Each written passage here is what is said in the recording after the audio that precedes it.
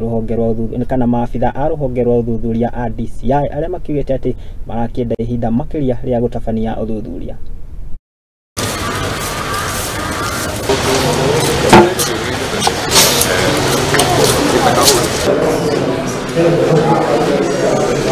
Kenneth Mutua, Frederick Murioki. The councils for the respondent are granted leave to file and serve their formal response by close of business tomorrow, the 9th of January 2024. The state will have a day to make their formal response or reply.